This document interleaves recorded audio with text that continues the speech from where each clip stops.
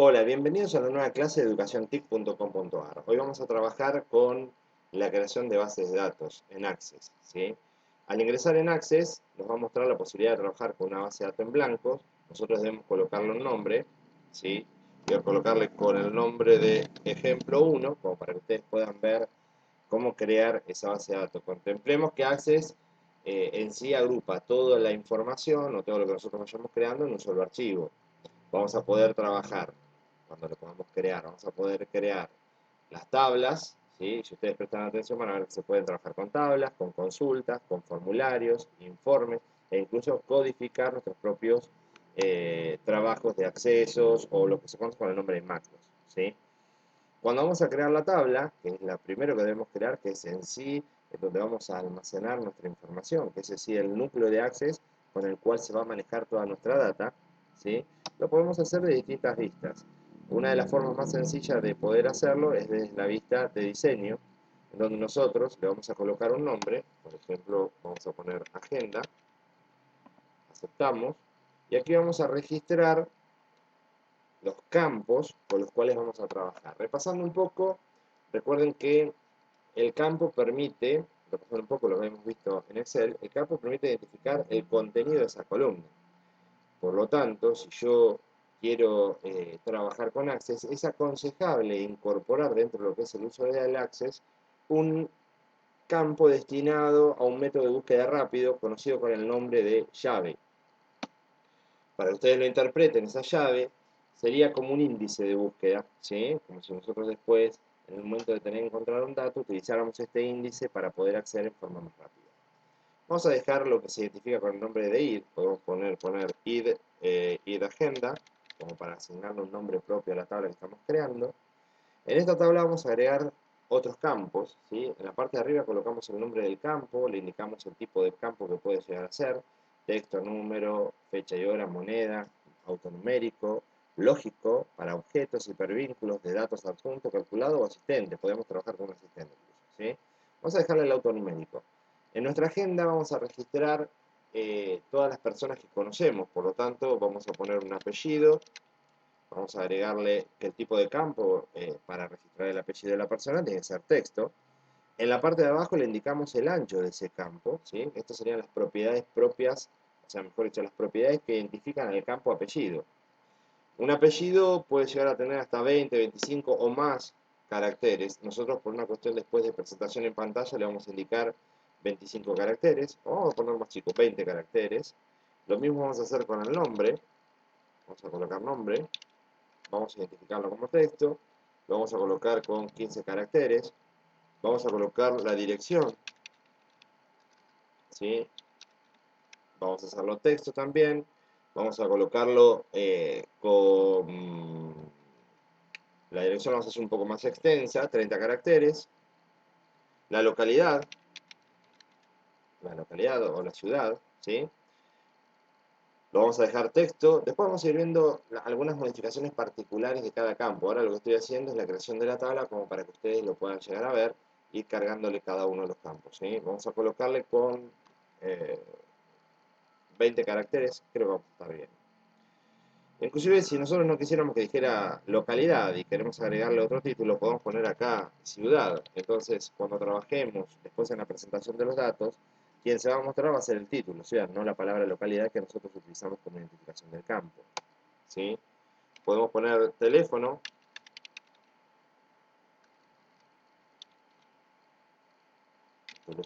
vamos a ponerle teléfono fijo, y acá vamos a usar el campo numérico, ¿sí? Si nosotros quisiéramos que el teléfono tuviera el 0 o el 15, hay distintas formas de poder hacerlo. Para poder cargar, si fuera numérico no lo vamos a hacer, ¿por qué? Porque el 0 a la izquierda no tiene validez y los genes no los podremos utilizar.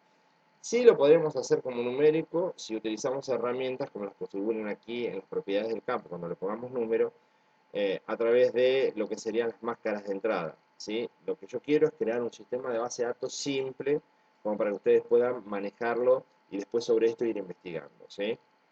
Después vamos a poner acá celular, también lo vamos a identificar como número, como para poder ir viendo otros tipos de campo, numérico, numérico, numérico, aquí. Y un detalle que por ahí mostraba el entero largo arriba, tenemos distintos tipos de campos numéricos.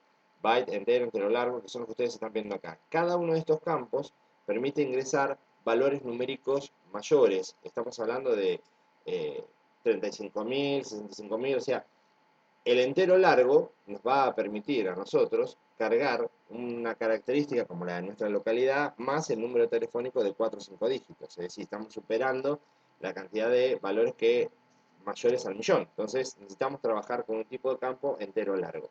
Lo mismo ocurre con el celular. Si nosotros vamos a identificar, incluyendo los 4 dígitos del número, más el 15, más el número, superamos la cantidad de millón, entonces necesitamos tener un campo entero largo, ¿sí? También se podría utilizar el simple, ¿sí? O el doble, pero en este caso nos conformamos con el modelo de campo entero largo. La cantidad de decimales no nos interesa, así que tranquilamente podríamos decir 0 porque no queremos trabajar con números decimales, al igual que lo que sería el teléfono fijo. ¿Qué otro dato puede interesarnos de esta agenda? Aparte de la localidad, la dirección, podemos poner si la persona posee email, ¿sí? Email. Para que ustedes lo puedan ver, un modelo de campo que podemos llegar a utilizar es el campo lógico, que es sí o no. El campo lógico nos permite seleccionar si es verdadero o falso, y ese email podríamos llegar a registrar. Más que nada lo puse con la idea de poder contar con un campo para tildarlo, ¿sí? Y después buscar todas las personas que tienen email. Y acá le podemos poner email 2, eso es lo que estamos pidiendo, o correo, y entonces lo que estamos cargando acá va a ser el email de la persona. El ancho del campo tiene que estar orientado a poder escribir todo el email, o sea que si consideramos 25 caracteres más el arroba, tenemos que pensar aproximadamente en 40 caracteres para el ingreso, ¿sí? En el caso de lo que corresponde a el título, podemos poner correo electrónico, como para registrar que en este espacio se va a cargar el email, ¿sí? Lo mismo podemos hacer para las redes sociales, tanto si tiene alguna red social o lo que fuera. Una vez que la base de datos está creada, lo que debemos hacer es almacenarla, ¿sí? Ya nos quedó la tabla agenda y podemos proceder a la carga de datos. Si yo voy a agenda y le digo ver, en vista de hoja de datos, fíjense ustedes que me va a pedir la carga del apellido, el nombre, la dirección, la ciudad, el teléfono fijo, el celular, tildar o no el email, cargar el correo electrónico y aquí podría seguir agregando más campos. Bueno, en esta primera etapa acabo de crear lo que sería la base de datos. Vamos a poner acá al señor Pérez, para que ustedes vean lo fácil que es el registro de los datos. Pichincha 456, ciudad, vamos a poner nuestra localidad, Dolores, 2245 44 4444. Y el celular, vamos a ponerlo con el número 15, vamos a registrarlo con el número 15. Para ustedes, bueno, claro, me superé el ancho del campo, vamos a ponerlo 44, y vamos a poner 2245 15 44 32. Bien, fíjense que estoy superando el ancho, entonces vamos a reducirlo, vamos a sacar el 15, para que ustedes lo puedan ver. Vamos a cargar un email, sigo superando el ancho campo, ahí está, ahora sí. Cargo el email, correo electrónico, el señor se llama Pérez Juan, así que vamos a poner Pérez Juan, supongamos que es una persona que no le gusta utilizar en su Hotmail valores numéricos, como la mayoría lo hace, es perezjuan@hotmail.com, y ya tenemos cargada la primera persona. Si siguiéramos haciéndolo, tenemos el segundo registro. Esta es una forma de trabajar con bases de datos, ¿sí?